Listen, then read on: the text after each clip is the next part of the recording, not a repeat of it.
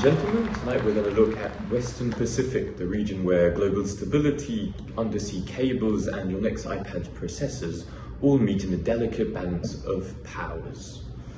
It resembles a Victorian chandelier, elegant, crucial, and liable to cause a big mess if someone sneezes too vigorously.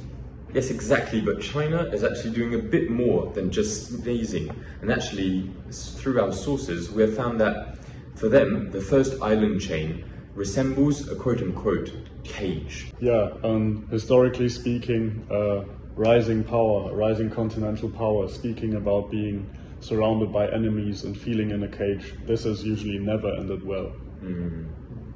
Oh, definitely not. This exact thing happened in Europe once about a century ago. Spoiler alert, it did not end well. It's very reminiscent of Imperial Germany complaining about being surrounded by the Triple Entente before World War I. But let's now look at this first island chain. So it goes from Japan to Taiwan and then to the Philippines, and it has been described by experts as the most volatile maritime security complex in the world. Quite something for a region already containing typhoons, volcanoes, and a metric shit ton of American foreign policy.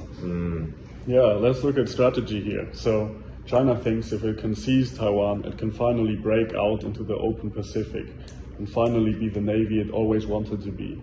In the shallow waters on the east side of Taiwan, it would be perfect to station some nuclear submarines and threaten the US and the whole world. Now, let's talk in geographical terms. What are we looking at here? Well, definitely the key passage, which is the Taiwan Strait, and up in the north we have the Miyako Strait, and down south the Bashi Channel. All these straits are narrow, strategic, and thanks to multiple mutual defense treaties with the US, about as welcoming as the Maginot Line would have been if the French had actually built it in the right place. But there's more than geography, no? Yeah, well, Japan has positioned missile batteries across its southwestern islands, and the Philippines, in the meanwhile, they started hosting the US-made Typhoon missile. And Taiwan operates as the silent partner with sensors capable of seeing further than a 19th century British gunboat captain searching for a new treaty port on the Chinese coast. And meanwhile, China is dreaming of having a grand, a mighty blue water navy that could go into the Pacific, even though nobody wants that. And meanwhile, the US and its allies, on the other hand, have constructed a so-called hardened and integrated kill chain. A kill chain. It's not the vocabulary of detente. It's the vocabulary of someone who's read too much Clausewitz and not enough Jane Austen. Yeah, definitely. And I think if we think of the worst case scenario, so should China blockade Taiwan, Japan and the US would counter blockade and would close the Miyako and the Bashi passages. Sounds simple. Has anyone ever tried blockading a blockade? I mean, maybe it's worth giving it a try. The result, however, will be catastrophic. Energy routes cut, escalation inevitable, and region plunged back into a level of tension not felt since Britain still drew its map in pink. Yeah, that's interesting, but I also want to talk about the grey zone mischief that's going on at the moment. China's deploying fishing militias all over the Pacific. What is that about? Ah, yes, fishing boats that behave less than fishermen and more like auxiliary participants in an unauthorized imperial restoration project.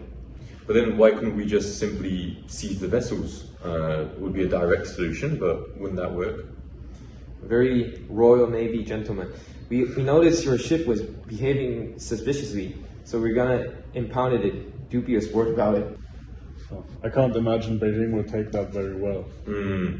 That's true, but then Beijing isn't famous for taking anything well. Actually, last time they got angry at the Philippines. Did you see the video? They were pursuing a Philippine patrol vessel, and then there was a PLA Coast Guard vessel and a PLA Navy vessel that collided, that rammed into each other, and so that ended prematurely their deployment. Yeah, and the Philippine ship even offered aid. Yeah. I saw that. Now, talking about tech, what can you tell me about the silicon shield? Well, Taiwan produces over 90% of the world's most advanced semiconductors, and the global high-tech industry depends on them. If China attacked, the world economy would descend faster than a Chinese tofu concrete residential building in a typhoon.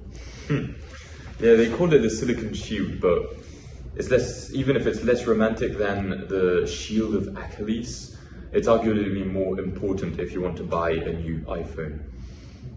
Yeah, the reality didn't leave the surrounding countries unaffected. So even, I think you might have heard it recently, Japan has given up their ambiguity and sided with Taiwan and stated that an attack on Taiwan would affect Japan's security.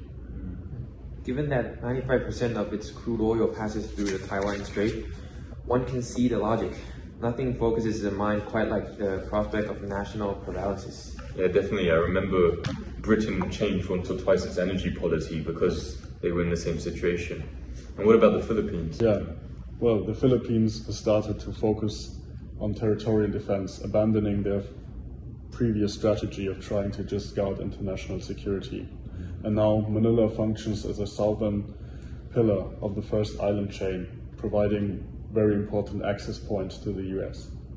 Yeah, definitely. And I think China is trying to fight back with psychological warfare by persuading Japanese and Philippine publics that US bases on their soils are actually making China as a target. So China is kind of trying to victimize itself at the moment.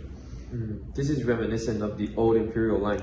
We're only here to help. The consequences are your problem. Yeah, and Taiwan has been countering this with democratic resilience campaigns and a major increase in defense spending. Basically, they're telling China, we know this chapter of history and we're not willing to repeat it.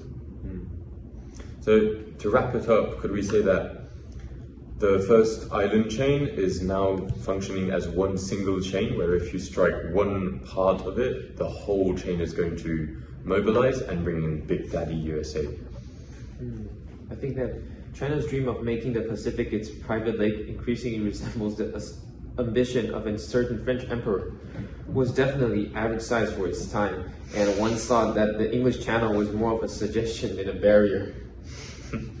Taiwan stands ready, Japan stands alert, and the Philippines stands ready, unless they are dealing with another typhoon. Yeah, so collectively what they're trying to say is no to redrawing the map today. And it's been tried many times in history before, and it never really worked out for the people that tried. So let's learn from history and not try it again.